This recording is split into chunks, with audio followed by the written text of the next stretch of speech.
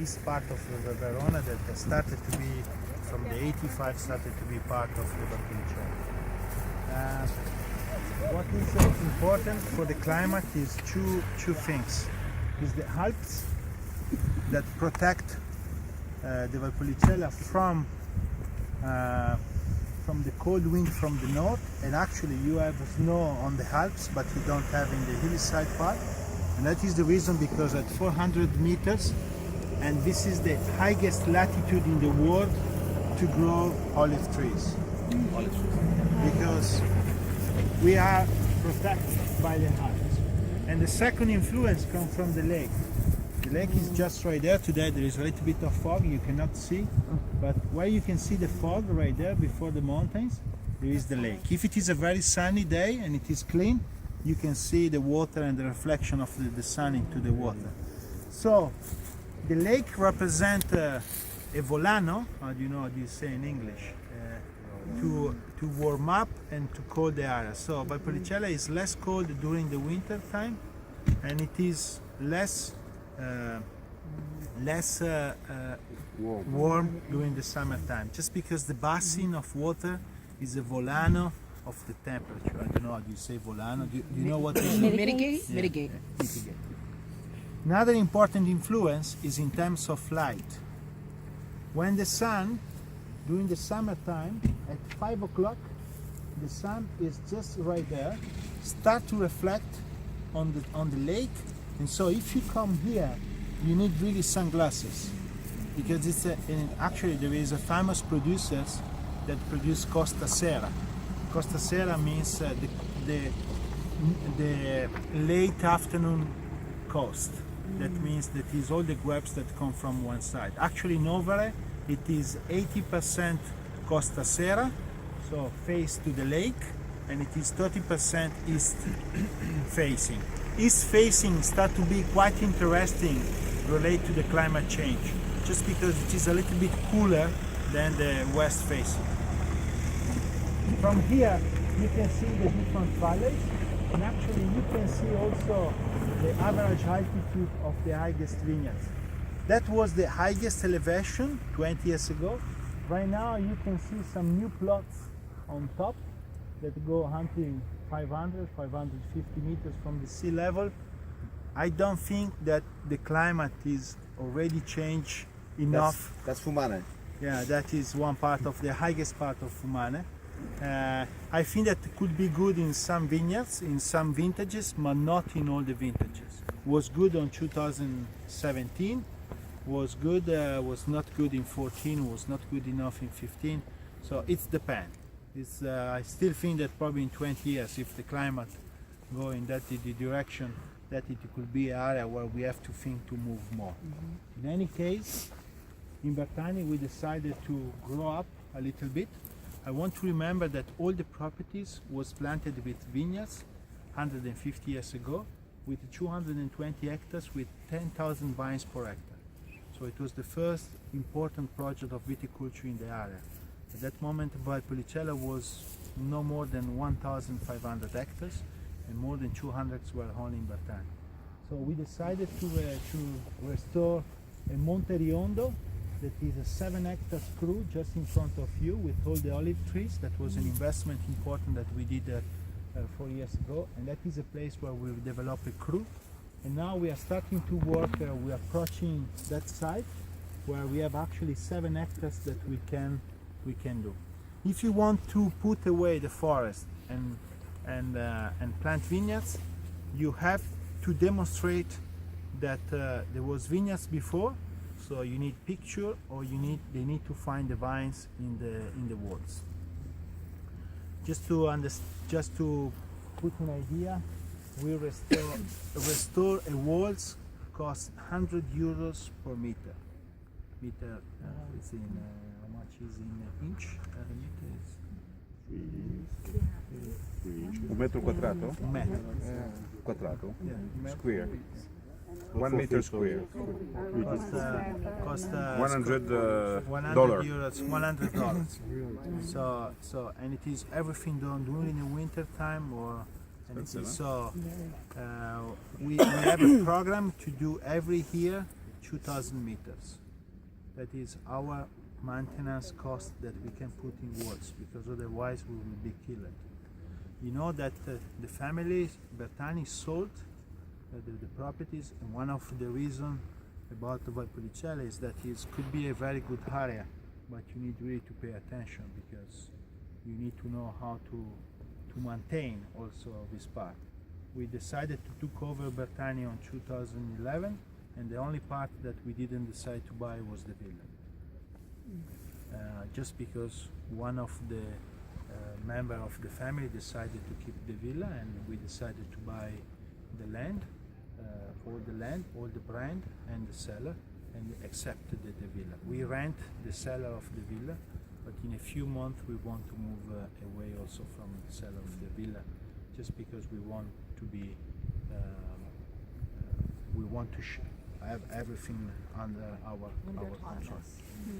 So, and we have a program to put 20 more hectares in the next 3 years. That is a program, a business plan that we did. And that's it. We have a plan to hire 5 more people in the vineyard side, because we need good people. And also we have a program to restore all the houses. Like you can see how this incredible property was managed many years ago. The typical gestion of Valpolicella was mezzadria. Mezzadria, it was a contract between the noble family and the paisan, the poor people, the workers. They couldn't have house with 5 hectares, with olive trees, grass, and the possibility to grow cows. That was the calculation. 5-7 hectares, 3 if it was an hillside place, and some grass, to grow grass to feed the cow. 70% was for the noble family, 30% was for the paisan of their revenue. So 70% of the grapes, 70% of the wine, 70% of the milk for the noble family, and 30%. So it was, now there is no possibility anymore to, because it was clearly positive for the rich people, and really uncomfortable for the And waters. There's a spring over there? yeah, and spring. So it was really a farm, a small farm. Yeah. It was the typical gestion control.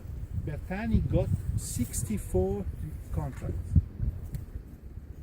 and one of the projects that we have in mind, that I have already developed the label, because I got the label, I got the picture of the 64 paisan, and I would like to make a blend of the different 64 vineyards and call the mezzadria of Tenuta Novare. Because it would be a way to remind the way that this land was before. So that's the reason, because we want to keep also in maintenance the house, is just because we want to dry the grapes inside the different places. So in the future, that one, it will be a drying process again. It was in the top of the house, there was always a drying process. It was used for that before? Yeah. All the top of the houses, or all the In this area? all the houses was for drying.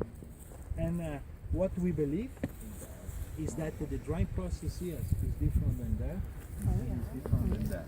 And we want to even complex more, thanks to the, here it's very windy. And the level maturation perhaps is not the same here in the top of here, down the vineyard.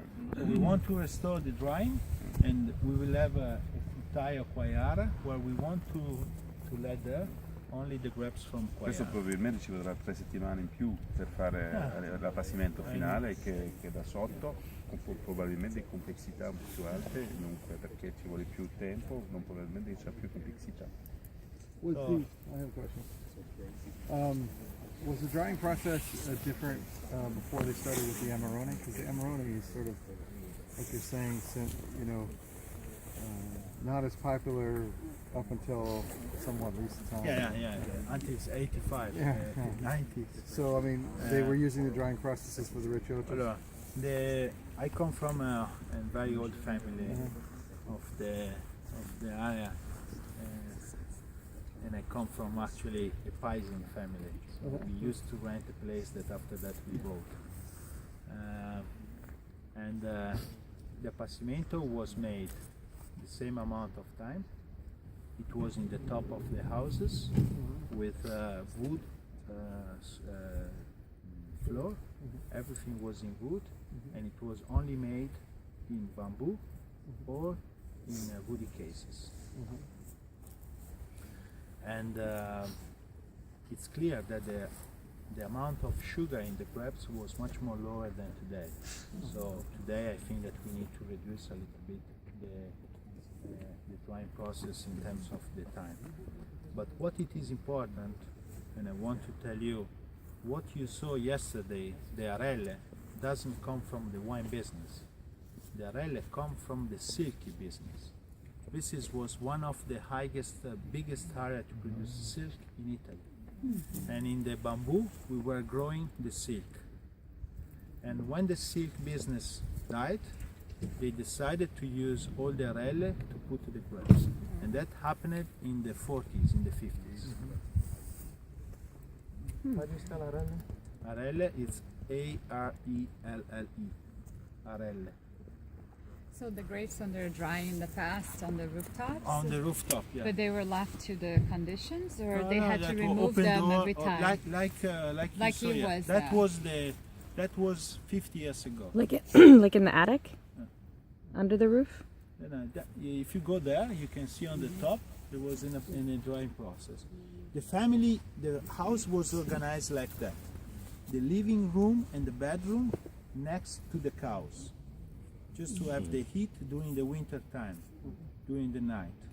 And on the top of the roof, that was the most dry part, the most windy part for the grapes.